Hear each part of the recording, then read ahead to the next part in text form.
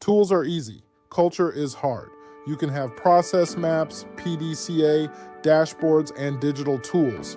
But if the owner and leaders aren't driving continuous improvement the right way, it all turns into a short-term initiative that fades out. In this video, I'm going to show you how small business owners build a real continuous improvement culture, what your role actually is, how to get your team involved without becoming the bottleneck, and simple routines that make improvement part of daily work, not a once-a-year event. Let's get into it. Mindset shift from hero to coach. Most owners run their business in hero mode. You solve the big problems, you make the big decisions. Everyone comes to you for answers. That works when you're tiny, but it kills continuous improvement once you have a team. In a CI culture, your main job is to create the conditions where improvement can happen every day and then get out of the way enough for people to do the work. Think of yourself less as the firefighter and more as the coach and gardener. Your role: set direction and constraints, model curiosity instead of blame, ask better questions instead of giving all the answers, protect time for improvement work. When people bring you problems, shift from do X, Y, Z to what have you tried? What do you think the root cause is? What small experiment could we run this week? The owner's 4 core responsibilities in CI. Let's make your role concrete. As the owner or leader in a small business, you have 4 core CI responsibilities. 1, set the why and the direction. You have to be crystal clear on why continuous improvement matters for your business.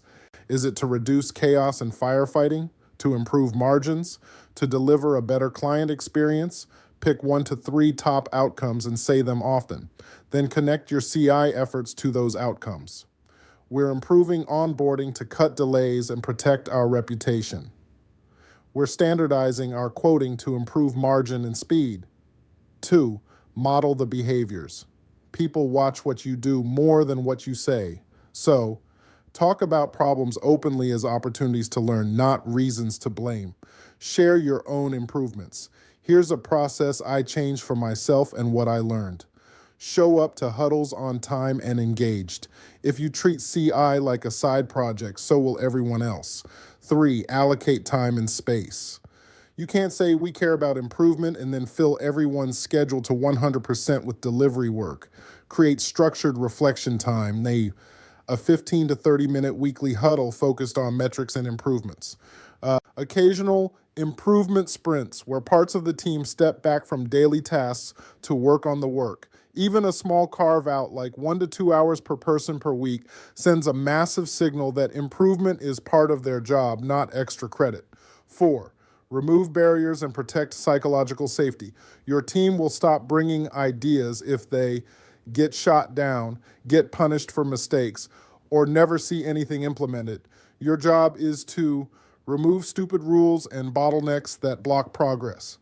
Protect people when experiments don't work as expected, and recognize those who try to improve, not just those who hit the numbers. That's how you create an environment where people feel safe to speak up and experiment. Empowering frontline teams, turning staff into problem solvers. In a real CI culture, the front line is not just doing tasks, they're improving them. The people closest to the work see the issues first, know where the waste is, and have the best ideas for fixing it. Your job is to equip and empower them. Step 1, give them simple tools. Don't hand them a 300-page manual. Give them basic problem-solving tools like 5 whys and simple cause diagrams, a clear PDCA template, a visual board to track work and improvements. Train them in short, practical sessions. Here's how to use 5 whys on a real problem we had last week. Here's how to write a small PDCA experiment. Step 2, create a place for their ideas. Set up an improvement log or board where anyone can add a problem or idea with an owner, a status, and a simple impact note. Then actually review it in your huddles. Ask, what's one idea from this board we can test this week? Even if you can't do them all, show that ideas get seen and decided on. Step 3, give autonomy with guardrails. empower people to fix things they can fix. Within a certain scope, let them change how they do their work as long as they follow core standards and safety and quality constraints. Examples: a support rep can tweak the wording of an email template. A technician can add a step to their checklist if it improves quality. You don't need to approve every micro change. You just need clear boundaries and a way to capture what works so it can become the new standard. Daily and weekly routines that make CI stick. Culture is built on routines, not posters. Here are simple rhythms that small businesses can actually sustain. Daily or regular huddles. A 10 to 20 minute stand-up with a simple agenda. 1. Quick check-in on key metrics, your visual board. 2. What's blocking us today? 3. Any new problems or ideas to add to the improvement log? 4. What experiment are we running this week and how's it going? You, as the owner, listen more than you talk. Weekly review. Once a week, do a slightly deeper dive. Look at trends on your KPIs. Review status of improvement items, what moved from testing to implemented. Decide on 1 to 3 experiments for the upcoming week. Celebrate small wins. We cut onboarding time by 2 days.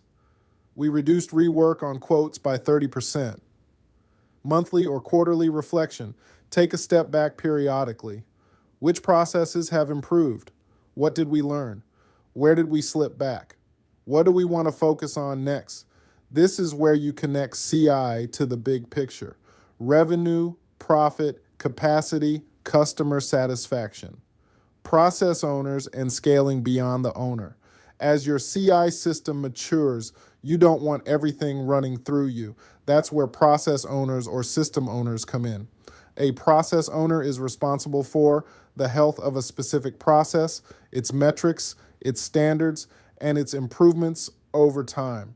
For example, client onboarding owner, invoicing and collections owner, customer support owner. Their role includes watching the key metrics for that process, facilitating small PDCA cycles, keeping standards up to date, bringing bigger issues or cross-team problems to you.